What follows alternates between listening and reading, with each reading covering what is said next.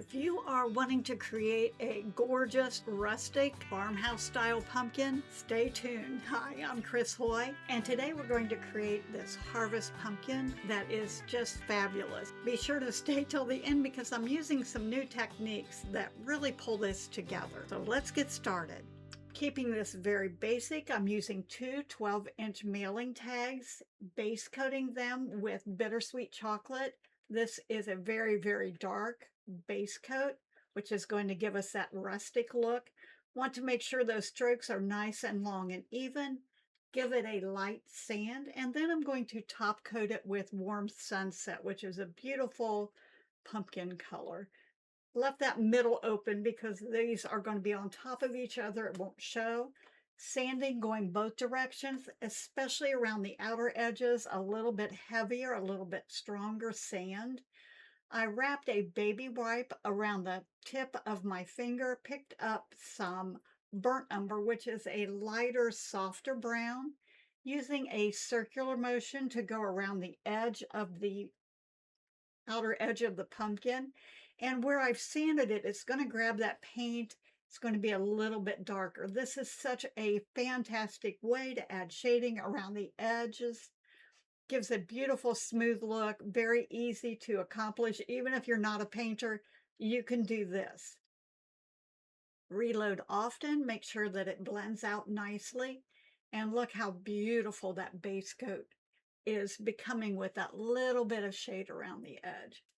I wanted to add a deeper, richer texture, so I'm going back to that bittersweet chocolate, which is the darker brown, sliding the flat of my palette knife through a very thin puddle of paint on my palette, and I'm just scooting it, keeping it flat against the surface, and look at that beautiful texture.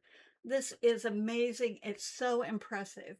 I want to keep those strokes vertical, maybe a little heavier around the outer edge.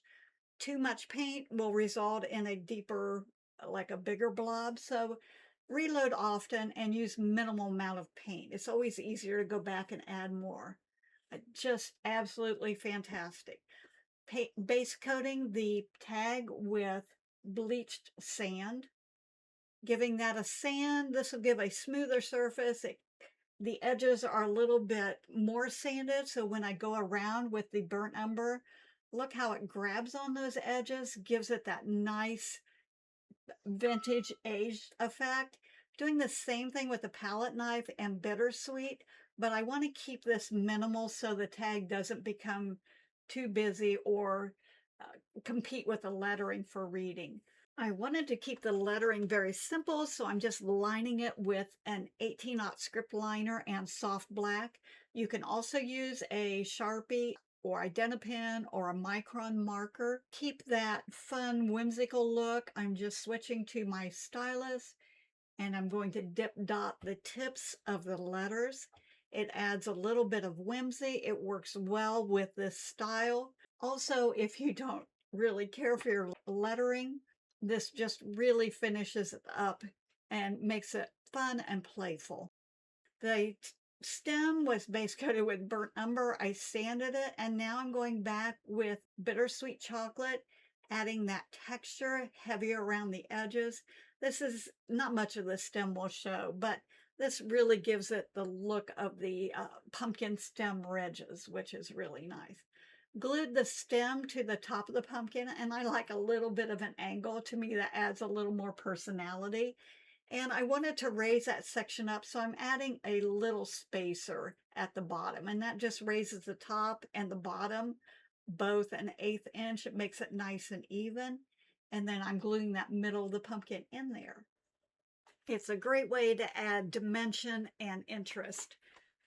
Decided I wanted to do something a little more to the front of the pumpkin, and I'm attaching the pumpkin patch stencil. I'm securing it with painter's tape so it doesn't move around. Wanted to see, I like to always peek underneath to see what it looks like. Loaded my spectacular stencil brush with burnt umber, stenciled the first layer on. I just wanted that dark look, but I wanted the lettering to be brighter, so I'm positioning the stencil. I moved it up, moved it over so that when I stencil the Next layer, it's going to have just a little drop shadow beneath it. Using antique white, loaded my stencil brush with the antique white, and I'm just very gently top coating or stenciling over that dark brown. I always love to peek underneath to see what's going on.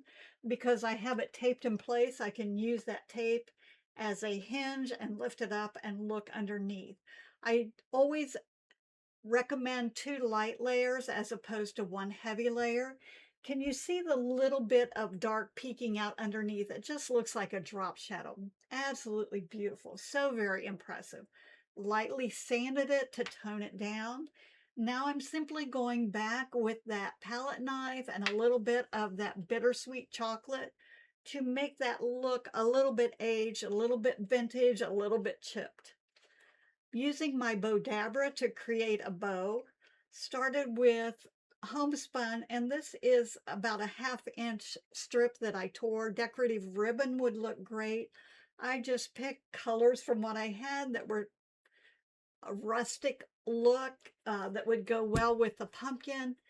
Next, I did a smaller gingham checked orange that looks absolutely beautiful. This was a Christmas stripe. It had red and green stripes. I just tore the green stripe off, and I wanted to mix the patterns and create more interest that way. I did go back with more orange. I wanted that to be the main color to bring out the color in the pumpkin. And then I'm working with raffia. I should have, if you use raffia, kind of play with it and soften it up. This was very squirrely, and I had to really coax it to behave. And once I get it in place, I just take that wire that I put down first, and then I can wrap it around and twist it and get it in place. Now I'm simply trimming the ends of the ribbons so that they have random lengths, and you can still play with that raffia. Some of the thicker pieces I split apart so they would be a little frillier and look more, a little bit more like straw or hay. I took the ends where I tied the ribbon onto the stem and just curled them around my finger to give some cute little curly cues. All these little bits and pieces add interest. I did put a rusty tin jingle bell in the center, but later you'll see that I removed it. This is a berry bush I picked up at Hobby Lobby. Adding little bits of greenery helps to fill in around the bow.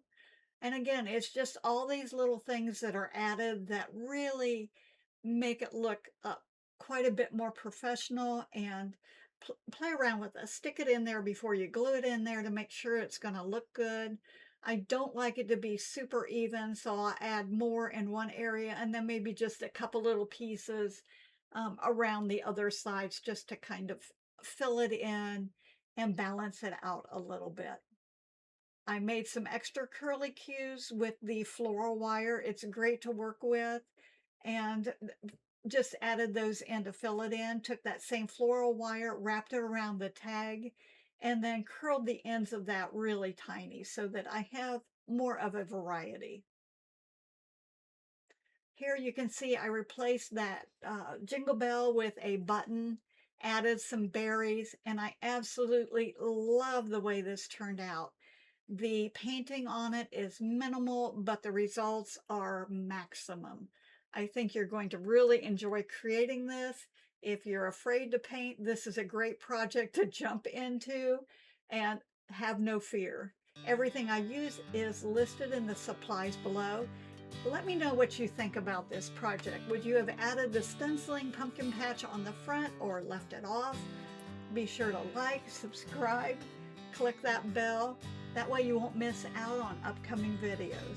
I want to thank you so much for joining me today. I hope you picked up a few tips, tricks, and technique to make your painting world a little happier. I look forward to our next painting adventure together. And remember, a little bit of paint makes a big difference.